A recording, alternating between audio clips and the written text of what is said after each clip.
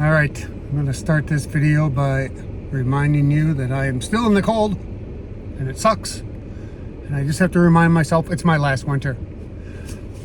Moving on to the topic today. What do you think the typical person retires with? Actual money.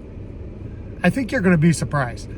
Most of us believe that we need to have at least 1 million or more to retire. And I would agree that that would be phenomenal. The reality is that only 2 to 4% of us actually have that amount put away in time to retire. I think I hear my heater running. I typically shut my car off when I do the videos, but it is too freaking cold. It is a grand total of right now in the sun 2 degrees. So I'm going to pause for just a second and shut the heater down. Okay, hopefully you can hear me better, but I'm not going to sit here and freeze for this video. It's not worth it, not today. Okay, so according to Fidelity, though, the real numbers are these, is that as a Gen Xer, which I am, I'm the oldest of the Gen Xers. I turned 60 this year. That range starts at 1965 to 1980. So I'm a Gen Xer, and my wife, despite the fact that she's amazingly young for her age and a lot younger than I am, she is also considered a Gen Xer. Most of us will have about $192,000 put away for retirement. That's it at this time. And the average guy that's going to be 65 is only gone up to about 250. So it's not that much of a difference between now and then, right? So here's the numbers according to Fidelity. The real numbers are that if you're 55 to 59, you may have about 240,000 put away. When you get to the age bracket of 60 to 64, that number only goes up to 246 on average for their accounts listed. Then the 65 and over is only 251. So we're not really saving anywhere near $1 million. And so the amount that the typical person retires with is much less than what we believe it to be. Now, factor in that Social Security average is $2,000 a month. How are you going to make that $200,000 that you have saved into a sustainable income for retirement? I think it's going to be tough. We know by the rule of 1,000 is that you need about $240,000 to be able to to collect to $1,000. Sorry, I stumbled on over myself. You need 240 to get 1,000 a month for the next 30 years out of it. So that's only going to put you in an average of $3,000 a month. Now, if you have a spouse or significant other of whatever fashion that is, yes, hopefully you can 2x that and be at about $6,000 a month. But the numbers also tell us that we need around $5,000 just to have a very basic retirement lifestyle. So $6,000 for a couple is not great. Hopefully the numbers are better for you. I know that we talked about this before, that the average married couple has about $7,500 a month coming in income. So typically it's better, but not if you use the real numbers that are out there.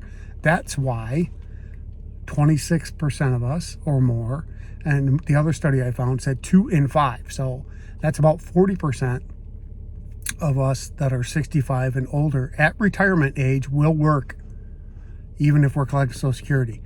Many will put off collecting Social Security till the their optimized retirement age of 67 or more, because they need full-time income, and if they work full-time, that will exceed the amounts you're allowed to do while you're collecting Social Security. But even people that were collecting Social Security, that 26% or more, 2 in 5 possibly, are going to work at least part-time. Why? To subsidize their income, because we're just not making enough based on the cost of living, the rising cost of insurance, healthcare in general, all things considered. So I'm going to leave you with this quote, and give me a second while I get prepared for it. Okay, now this was the quote. I want to quote it directly from the website that I found it on. I don't know the person's name that said it, but I'm going to give them credit for it. It was not me.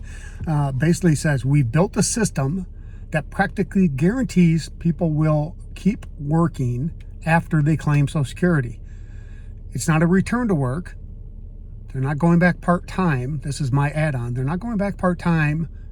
Okay, this is not a return to work. They continue to work beyond that because it's a reality of the super age, which means they have a longer life, a higher cost, and a retirement model that hasn't kept up. Now, what can we surmise from that? What does all that mean?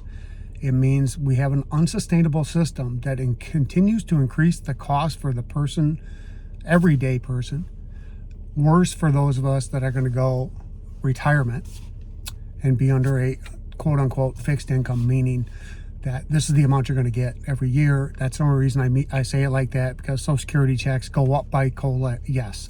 But typically, it's not like you're going to get huge adjustments in income. It's going to be this amount, and then your retirement's going to be divvied up so that you can make it last, and that's what you're going to live on.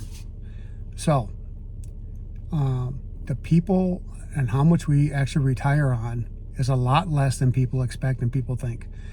Advice to you, just from a simple man who works blue collar, save early, save often, never stop saving. And save as much as you can until you get to that point. So you're not bound to work, okay? You don't have to work once you decide you want to leave, okay? Now, I am personally going to leave this job of 30 years because I have at full pension numbers, retire to Florida where my wife is already at, and I will continue to work because I'm only 60 and I want to continue to add to my coffers. But if you're one of those people that's going to retire permanently, full-time retire, make sure you have your numbers lined up, okay? Good luck to you, and as always, see you next time.